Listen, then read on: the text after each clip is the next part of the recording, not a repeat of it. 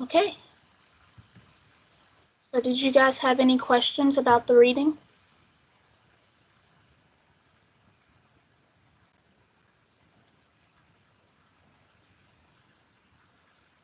Okay. We'll just start with some warm-up questions. Which of these will be considered the least socially accepted type of religious organization?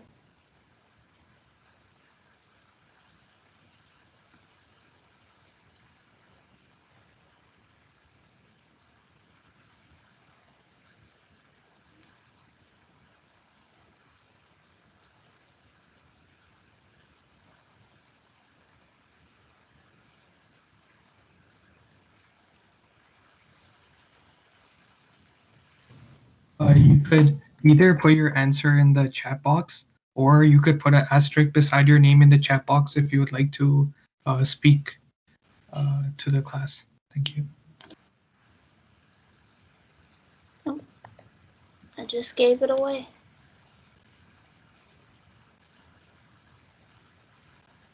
Did anyone have the answer? I can't see the chat box.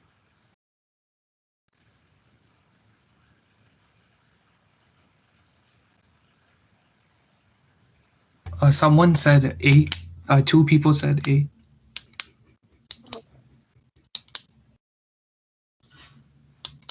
Feel free to say your answers because it's hard to see the chat box when I'm in the share mode. And A is correct. So, does anyone want to explain their reasoning?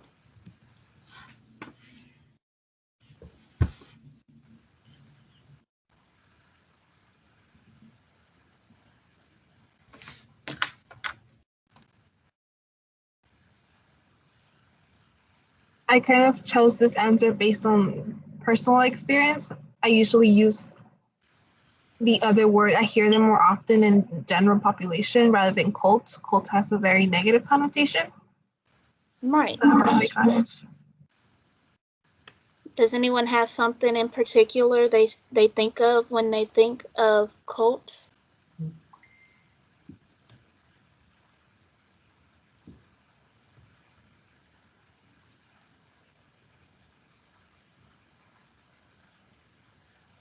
I mean, just well, for me, just from like movies and stuff, like we know cults are like not usually acceptable, like to be part of. So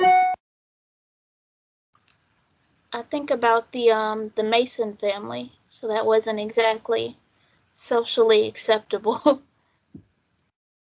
But yes, cult was the right answer because so ecclesia is just basically the dominating religion, and denominations and a sect, they're just part of a larger major religion.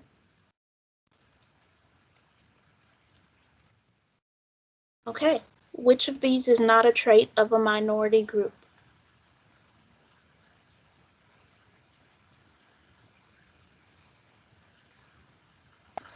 can you like make the slide bigger? Sure. Like share, yeah. I just won't be able to see the chat, so please just make sure to speak up if you have any questions. I can also share what people put in the chat as well. Yeah.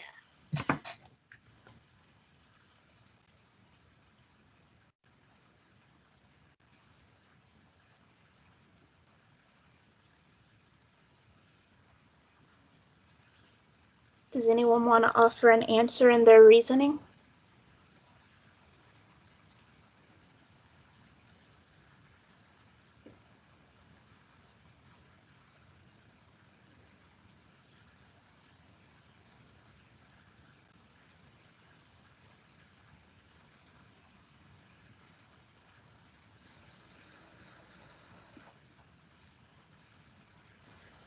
I said B. Okay. So when you think about B, what kind of group did you think about where the membership wouldn't be involuntary?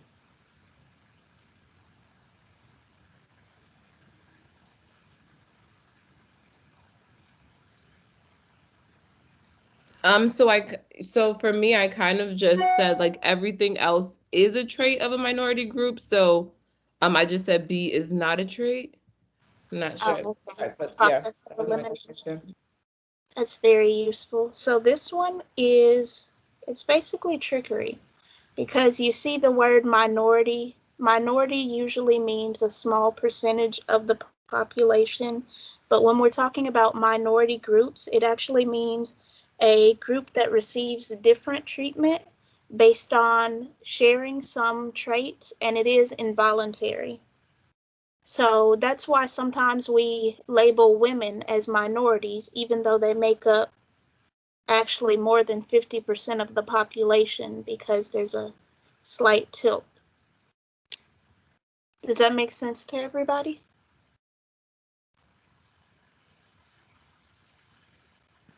Yes, that makes sense. Okay.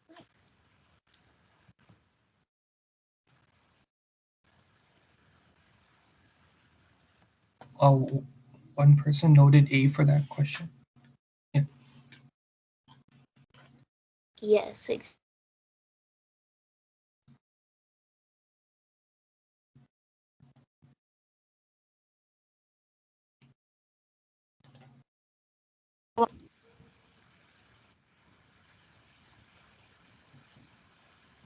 apologies. I lost connection for a moment.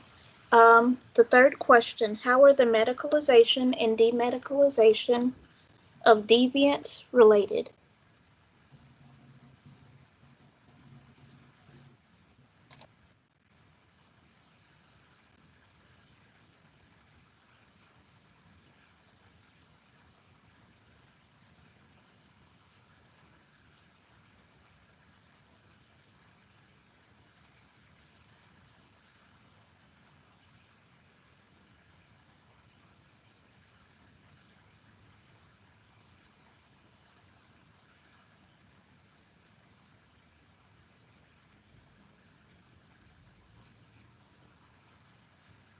Does anyone want to offer a swing at the answer for this one?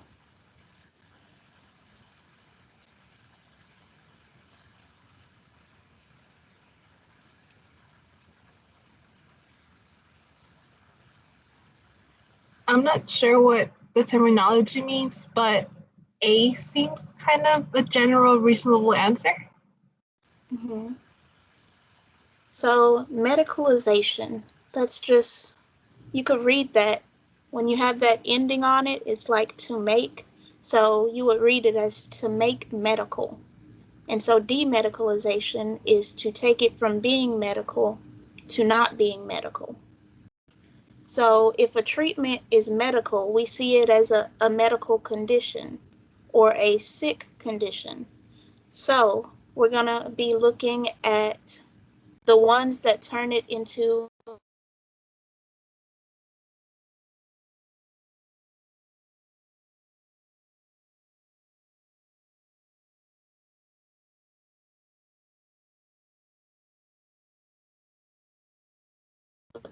and then for demedicalization, we're going to go the opposite way. So it'll start off as being seen as sick, and then it'll end up being normalized. So that's why the answer is D.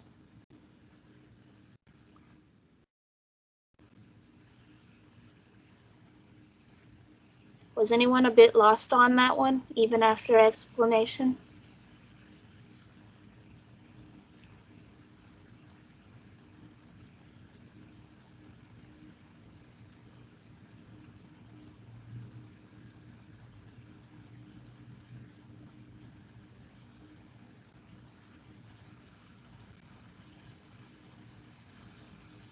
Destiny, one student said that your video and audio lagged and they couldn't hear like your explanation for the answer.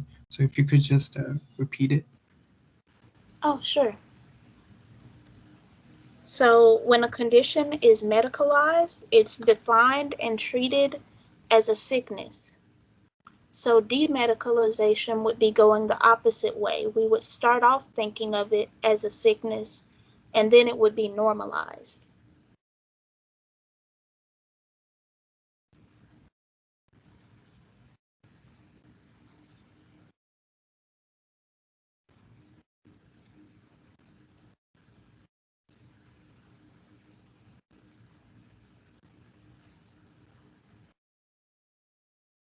So our agenda today is to cover social institutions, some entities related to them, healthcare, demographics, social mobility, SES, poverty, some social interaction terms, and culture. So social institutions are methods of providing social order that combine roles, norms, and values into a stable form. Social institutions can also allow for specialization and differentiation of skill as well as some level of predictability.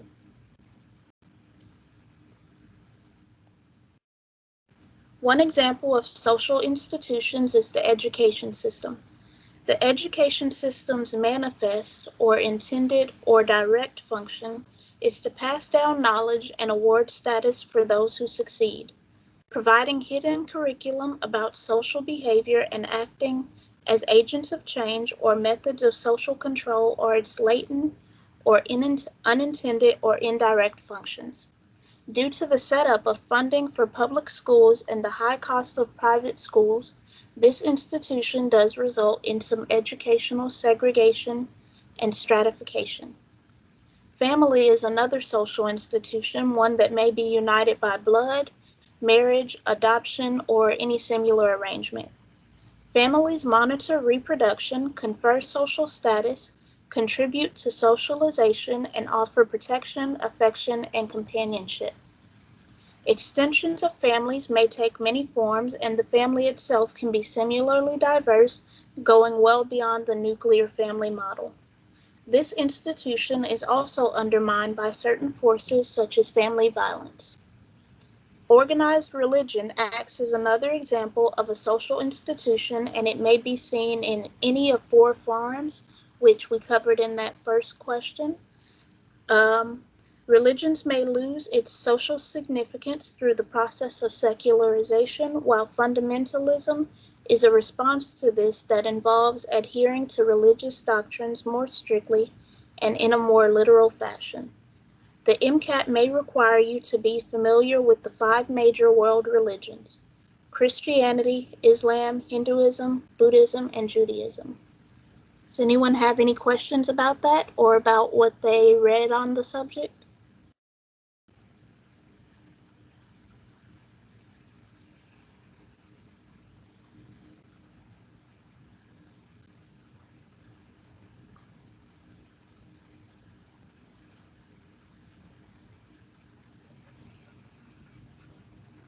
Yeah, no questions in the chat.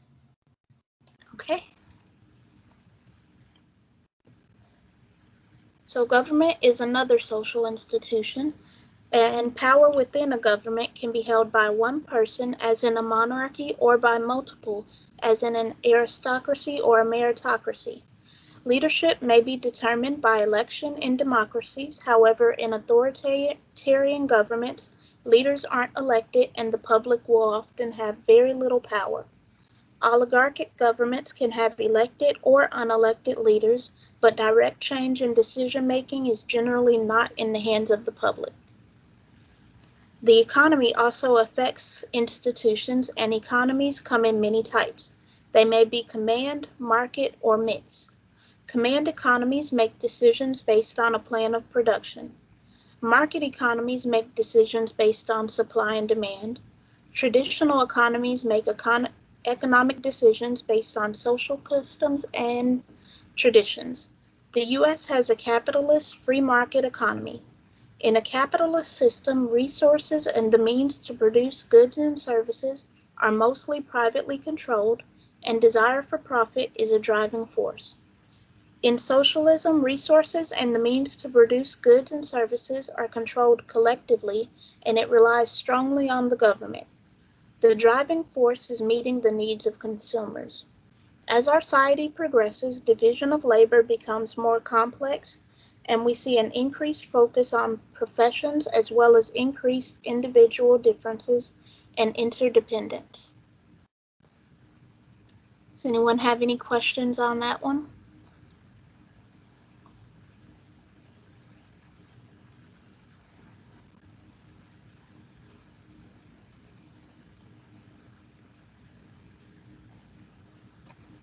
No questions in the chat. All And I found Jack Weston particularly helpful for this one. This is like a very complex subject. Healthcare in the U.S. often involves specialization, and delivery of this care can come in multiple forms. Primary care manages ongoing conditions or refers to community-based care like urgent care centers. Secondary care is for acute conditions.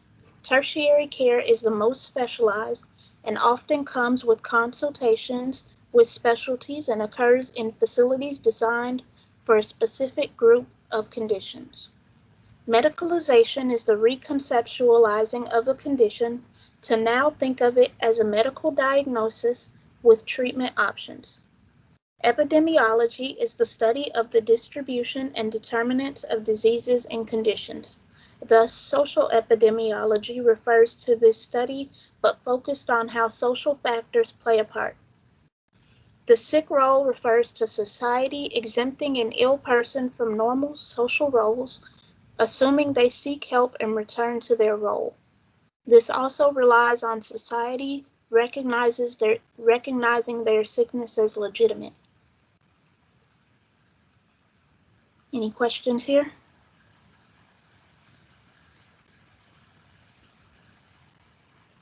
Okay. Demographics are population statistics such as size, structure, and distribution. Minorities are groups that may be discriminated against due to their common involuntary characteristics, while the dominant groups hold social power. Some examples of demographic measures are age, gender, sex, race, ethnicity, sexual orientation, and immigration status.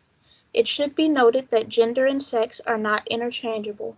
Sex is biological. Think of those nature documentaries, while gender refers to behavioral, cultural, and psychological traits.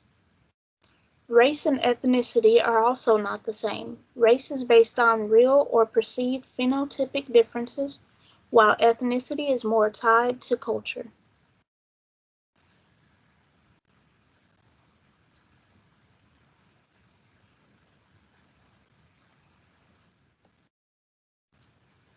So a strata is a level or a class. Social stratification is thus assigning or classifying people into various classes. In caste systems, one remains in the same class you were born into. In class systems, one can move to different classes. This is social mobility. In a meritocracy, any movement is based on talent or achievement.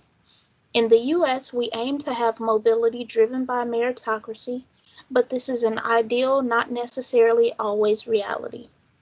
Mobility can be intragenerational if the social status changes during one person's lifetime, or if we're referring to differences in social status between those of the same generation.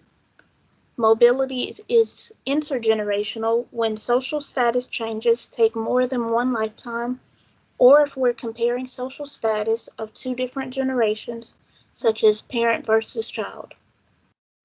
Social reproduction is passing on social inequality.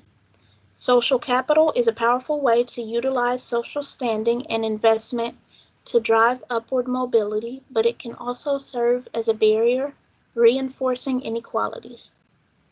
Cultural capital refers to non-financial assets that can also drive upward mobility, but some of these assets aren't easily accessible, thus making this a driver of social reproduction as well.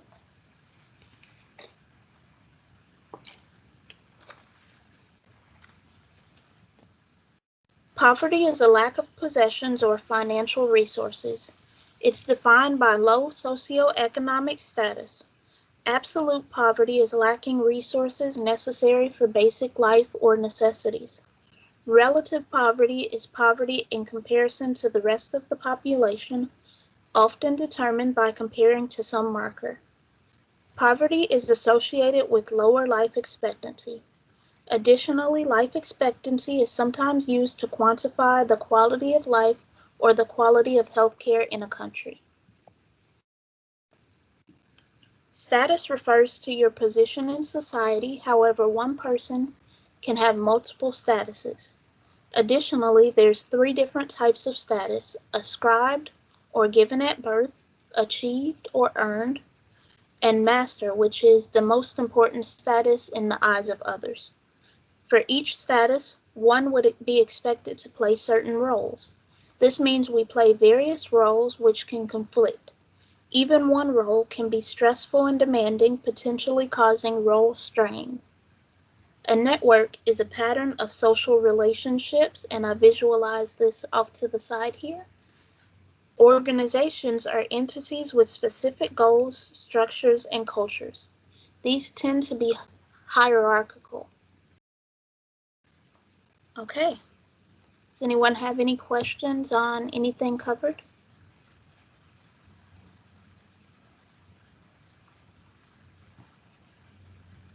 For the master status, is that identified by the person or by the community? That is defined in terms of the eyes of others, but I would say that you usually have some idea of what your master status is, what you most identify as, probably aligns with that very well.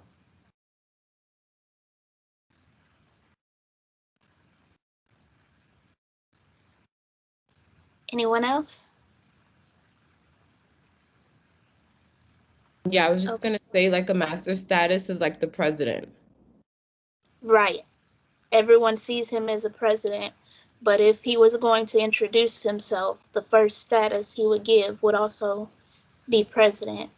And it's sort of similar. For example, I'm guessing we all want to be doctors, so that would probably be our master status. That's a good example. Sunny, do you want me to continue sharing my screen? I'll just post a link for the passage, and then I'll have a timer for the students in terms of like 10 or 11 minutes, and then I'll discuss. So yeah, you could stop sharing, and then first you could make me a presenter, and then I could share my screen. Okay. Yeah.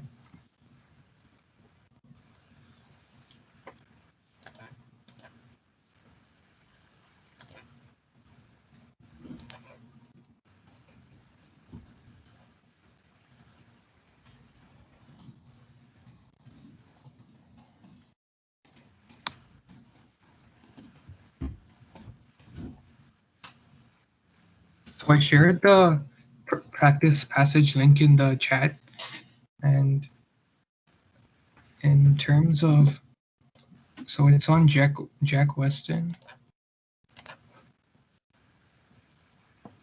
Hi, so I don't have access to the chat. I've had this issue for the past few days, so I need to email you all because it says that it's only available to team members. So could the link possibly be put in like the Slack or something so I could access the passage? Yes, I'll put it in the chat right now. In the Slack chat or? Yes. Oh, okay, perfect. Thank you.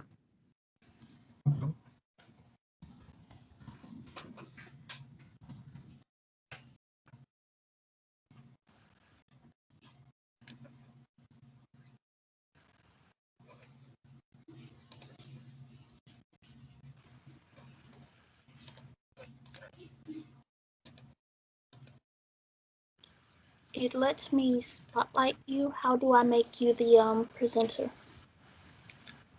Oh, actually, I don't think there will be a need, as I can share my desktop Okay. right now.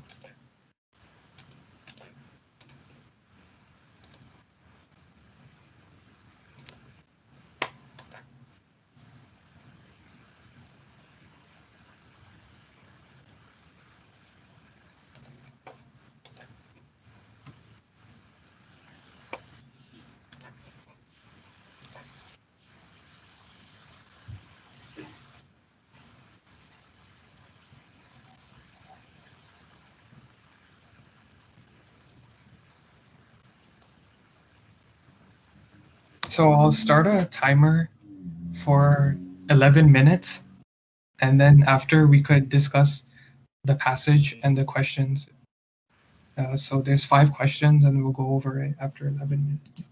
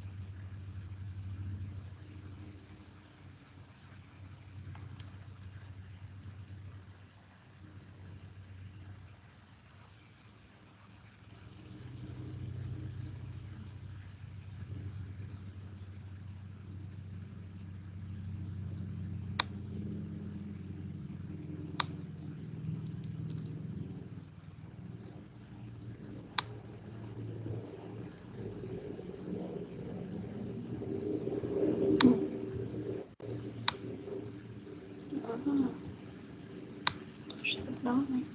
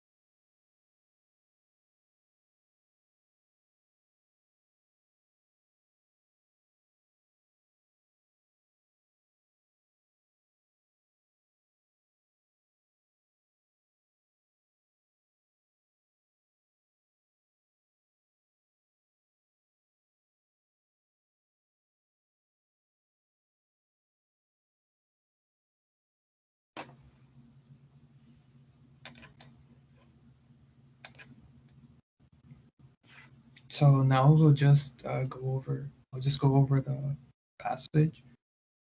In terms of, this is a general trend for all psychology, sociology passages that is generally deals around one study or a few studies, and it's important to know what's the variables and their research question and other factors like that when you're reading a psychology, sociology passage.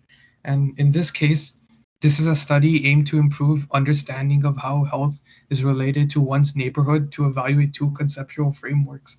So these are two frameworks that they came up, that they had a idea with, and then they discussed their methods, and then finally the results. So also the passages are set up in a way that it goes from prior knowledge such as the introduction, and then it goes into methods, and then the results. And this one doesn't have a graph, but usually there are graphs as well. And then finally is the discussion where we see or future avenues for further research, or what they found and how it relates to their prior knowledge as well.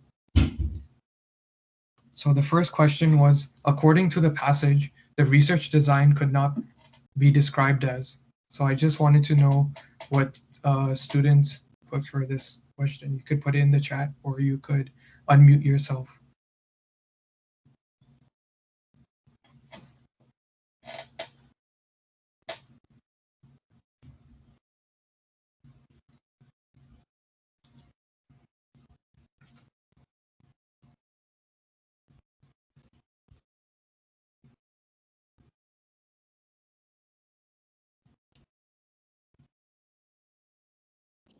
D.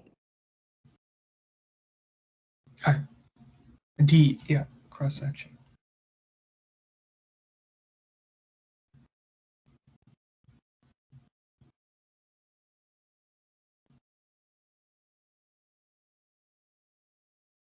So I see nothing in the chat. So according to this passage, the research design could not be described as. So you could just go over each question to see if it sounds like a good answer, or you know for sure it's not one of the answers. So in terms of retrospective, it says could not be described as, but in terms of retrospective, you go back and it says the historical individual interview transcripts. So it's in the past. So that is retrospective. Whereas prospective would be in the future, but retrospective is in the past. So this does count as retrospective. Then longitudinal. In the study, they did one test in 1958 and another follow-up interview conducted in 1970. So over a span of 2 years, whereas it's not just conducted at one time, it's conducted at one time and another time in the future. So it does count as longitudinal, and it is observational in terms of individual interview transcripts and their responses to that. And here the clear answer would be the cross-sectional, as there could be, as there's no evidence of that cross-sectional in terms of this study.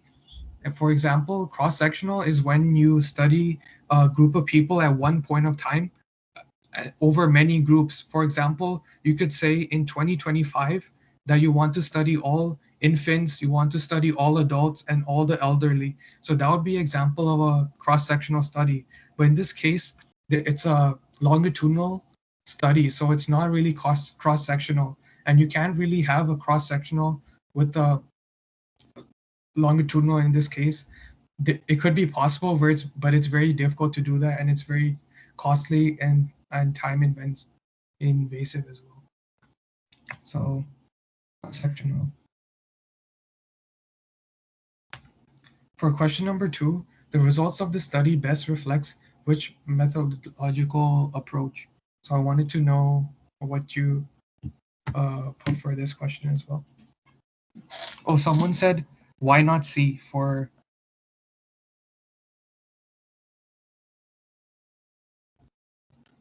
Someone put why not C for this question. So in terms of observational, it's when it's in the passage they identify a risk factor and they monitor this over time without any experimental changes to the cohort or group.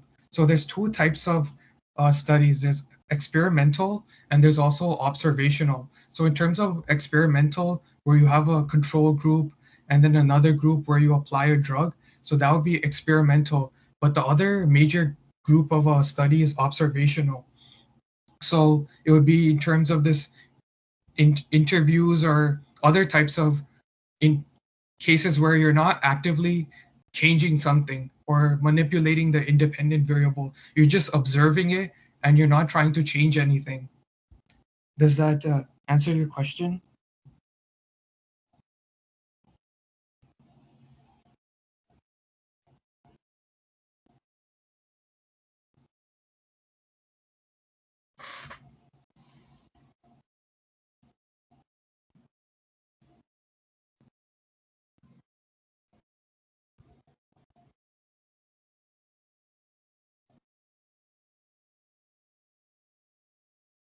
You could let me know in the chat if you would like.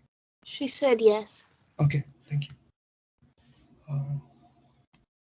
So the next question is, the results of the study best reflects which methodological approach: a functional approach, behaviorist approach, symbolic interactionist approach, and life coach approach. And I like this question as it relates to the first psychology sociology class. And yeah, you could put your answers in the chat, or you could unmute and discuss it. I can't see the chat, so I'll just say mine out loud. I said D. D. Should I say Y or just? Yeah. But like at first I was kind of between B and D, but like it's not a functionalist approach because I always think of like it's not talking about the function of something in society or how it's like beneficial or its its role. And so I ruled that one out, and then I also ruled out A because it didn't talk about like how different symbols relate between the different time periods or anything like that, like hand signals or whatever. And for behavior, I just didn't see them like analyzing like particular like behaviors per se, more so looking at the trends. And I thought like life course because it looked at like the history to like 1958 to 1970 to kind of look at those differences. Yeah. So I figured that like a life course would make the most sense. I also like from the like the word too. So that's how I kind of thought it was D. Yeah, that was great reasoning. And also this plays into something in general for the psychology sociology section, where there's like it seems like there's a limitless number of terms, and for the options it's multiple choice. So if you know 3 out of the 4 options, and something we haven't really learned yet is life coach, a life course approach, and behavior, sometimes you've never seen that term, but if you know the 3 other terms, you can have like an educated guess in terms of what the answer is, as there's so many terms in psychology sociology, and it's hard to be exposed to them all. Is just to make an educated guess with what you do know in that situation as well. Like functionalist is, you think about stability. Behaviorist, which we'll be learning, is classical conditioning, and for example the Pavlov's dogs and at those types of studies. Symbolic interactionist, as we learned last week, is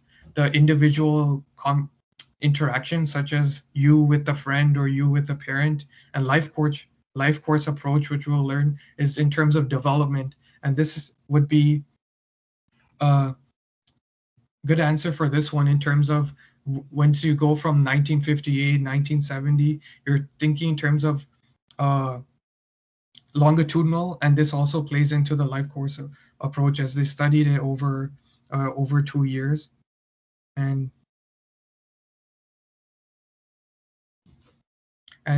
I was wondering if anyone else had any questions for this one.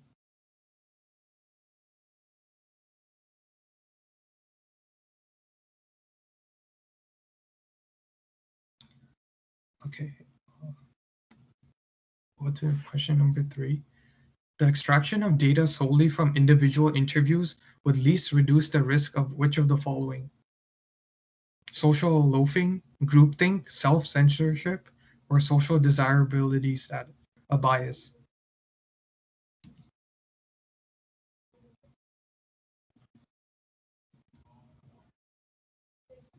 I put self-censorship just because the other options have to do with group thinking, group talking, and so individual interviews kind of focus more on the self. Okay.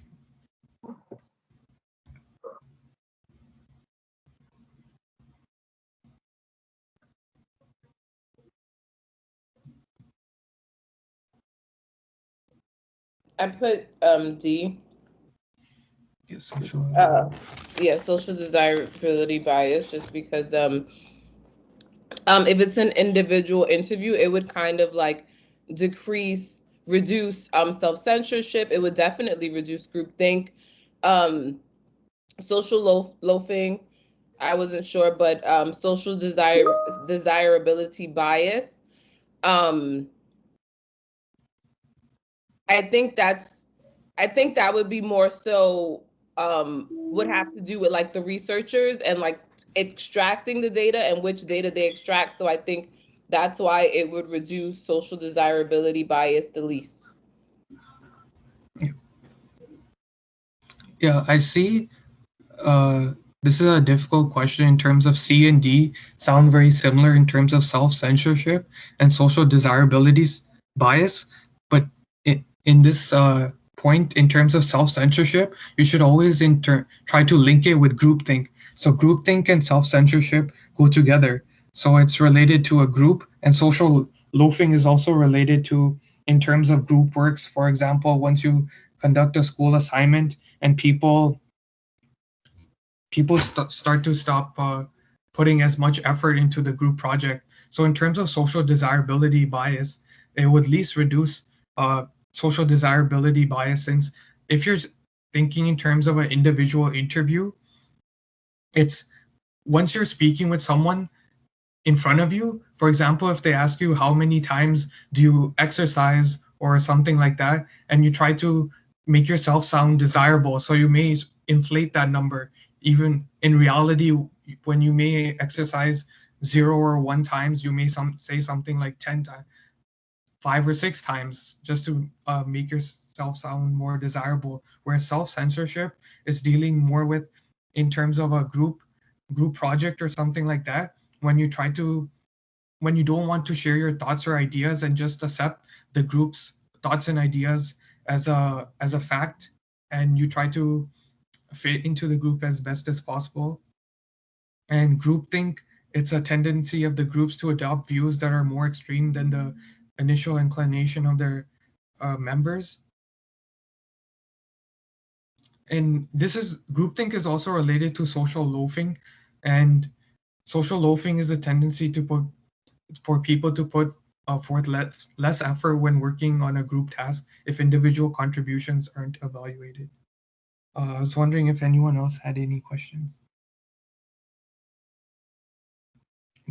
I'll continue. Question number 4. I also like this question since it's related to the research methods from last class. Based on the results of the study, which correlation coefficient provides the best estimate of the association between body mass index and area deprivation?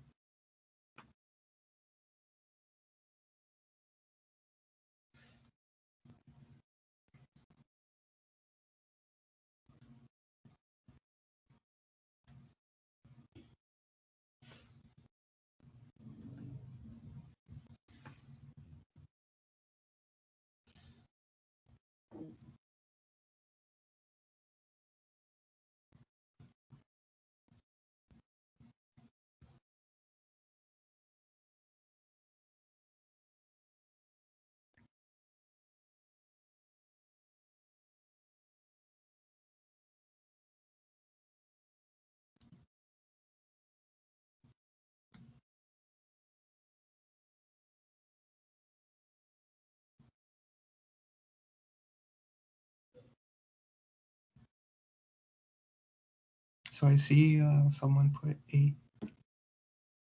So in terms of correlation coefficient, there's to answer these types of questions quickly, you can think about two things. Number one is the sign, positive or negative. So positive means a positive correlation.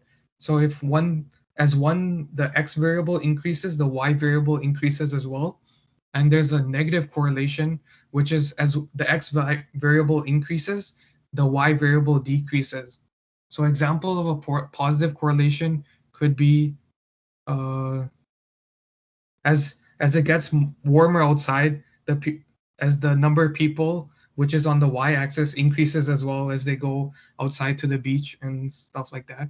And another variable could be as it gets hotter outside, and the y variable would be how much time people spend at home. So that would go down. So that would be a negative correlation. So in this case, there's a certain paragraph in the passage where it says high BMI and area deprivation were closely linked across an individual's lifespan. So high BMI and high area deprivation. So if you think about a XY axis, and if you go on the X axis to the right side and the Y axis near the top, so you're near the top right now. So it would just look like a simple line like Y equals MX plus B. So a straightforward line in this way. So in this case, you know that it's going upwards. So you know it's a positive correlation. So B and C are out. Now you're just thinking about in terms of the strength of this relationship. Is it a particularly strong 0.8 or is it particularly weak 0.2? So it says high BMI and area deprivation were closely linked. So again, that gives a clue in terms of the strength. If it's closely linked, that means it should be higher than 0.5 to be closely linked. So this leads to the answer of 0.80, positive 0.80. So I was wondering if anyone had any questions for this question. I have a question.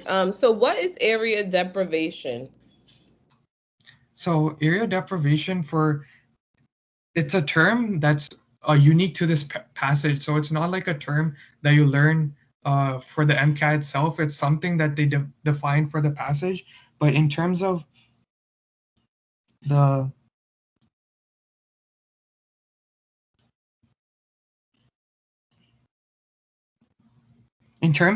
passage, it's sort of just like in your neighborhood. And the social connections within the neighborhood. Okay. Oh, okay. Yeah, I thought it was like a term for the MCAT. Okay, thank you. Yeah. So this is just another thing to keep in mind for the MCAT, that they'll define so many terms that you never heard of in the psychology sociology section, and you may feel like anxious about this, but they just define it itself in the passage, and they try to trick you in terms of the variables. Like, I've never heard of this term, but it's just to see the definition and accept it in terms of their definition, and you may not have heard it before. Yeah, it's not something that like a term particularly known for the MCAT. I would think it means they live in small areas, right? Because so smaller areas, I think of like small apartments and then poverty. Yeah. Because I just see like the neighborhood effect, and it's just talking about the social dynamics. But yeah. Yeah, I just Googled it. It says, well, this is like talking about the area deprivation index allows for rankings of neighborhoods by socioeconomic status, disadvantage in a region of interest. So it's like ranking by socioeconomic status. Okay. Yeah. Thank you.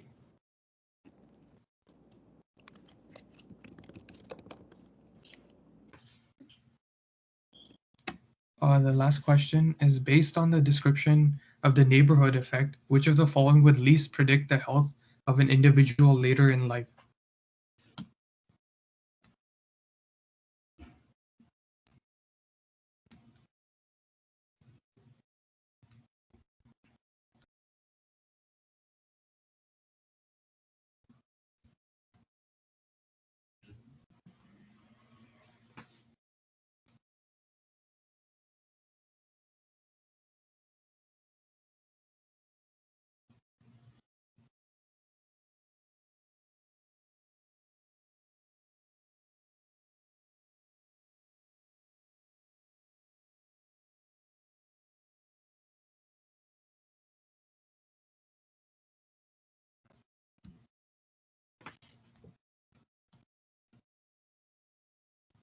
So I see students put D.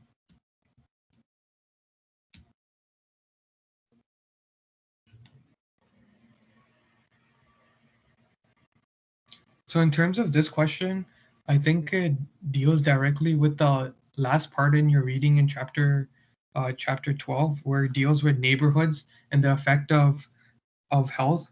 So socialization, there's social capital, environmental justice, and cultural capital. So in terms of a neighborhood, socialization definitely matters. So in terms of social structure and social processes within one's neighborhood and how many friends you have and the connections between you and them, the social capital, it's when you live in a particular neighborhood, and then there's also um, social capital in terms of your connections as well and the strength of these connections. And environmental injustice is an example of when, for example, when there's toxic factories or they release a lot of waste, you find them particularly near low income neighborhoods. And for example, they provide, in terms of high income in neighborhoods, they often lobby the government and protest these waste sites or toxic factories coming in. But in lower SES neighborhoods, it's very difficult for them to lobby the government, as they may not have candidates particularly helping in that case. And there's a multitude of factors as well why they set up their sites near these low income neighborhoods as well. Whereas cultural capital, it's something where it deals more in terms of your individual self. So it doesn't really deal with your neighborhood. It deals with your experiences and knowledge. For example, it's tied to your academics or knowledge. For example, the knowledge that you have of your own nation, like American culture and things like that. It's not really particularly tied to your neighborhood. Whereas the other ones, it's more tied to your neighborhoods and your neighbors as well. So I was wondering if students had any questions for this one.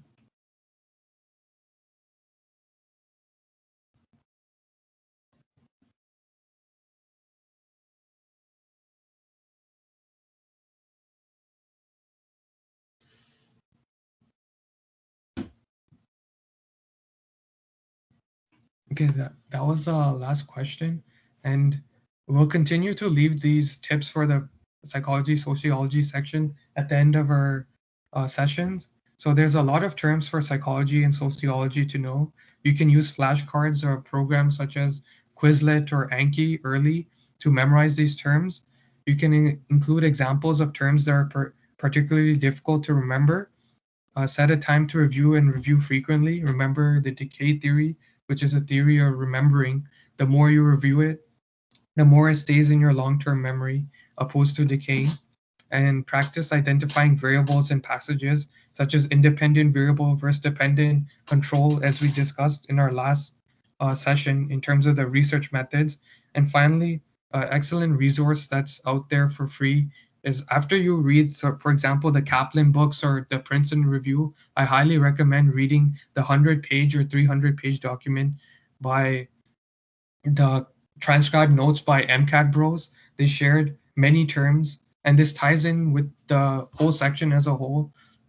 There are so many terms that you may not find in your Kaplan textbook or the Princeton Review textbook. And if you read this document, you may find something that you never seen before, and it could help you, as it could be a term that you see on your test as well. So just being knowledgeable about all these resources and just exposing yourself even once could help if you possibly see that term on your test.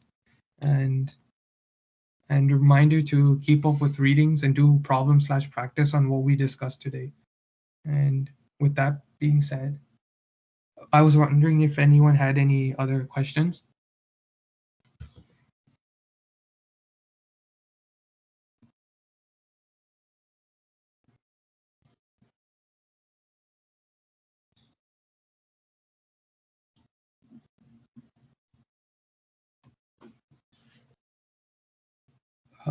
With that being said, I think that would be the end of this session. And I wish you good luck in studying and for your other sessions as well. Thank you. Thank you. Have a good night.